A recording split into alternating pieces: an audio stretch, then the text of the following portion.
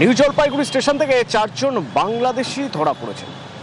আমার সঙ্গে পার্থপ্রতিম রয়েছেন। পার্থপ্রতিম, এরা কোথা থেকে আসছিলেন, কোথায় যাচ্ছিলেন, কিভাবে ঢুকলেন আমাদের দেশে?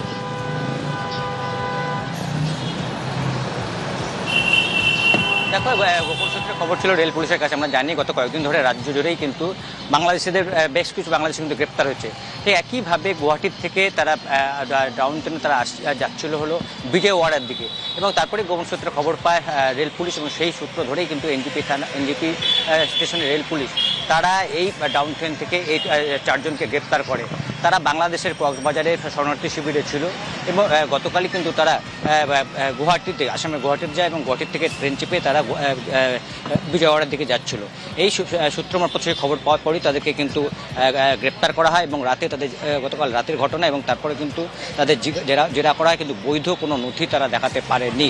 আর তাই আজ তাদের জলপাইগুড়ি আদালতে তোলা হবে, এবং যেটা রেল পুলিশ সূত্রে জানা যাচ্ছে যে কীভাবে এলো, বা এদের সঙ্গে আরও অন্য কেউ ওপার বাংলা থেকে এপার বাংলা প্রবেশ করছে কিনা, এই বিষয়গুলি কিন্তু তারা খতিয়ে দেখবে, এবং তাদেরকে আজ জলপাইগুড়ি আদালতে তোলা হবে। যদি রেল পুলিশ নিজেদের হেফাজতে পায় তাহলে আরও এদের জেরা করে পুরো বিষয়টি কিন্তু খতিয়ে দেখবে। কারণ আমরা জানি যে এর আগেও কিন্তু বেশ কিছু বাংলাদেশি তাদেরকে কখনো এনজিপি থানা পুলিশ বা রাজ্যের অন্য প্রান্ত থেকে কিন্তু গ্রেপ্তার করেছে।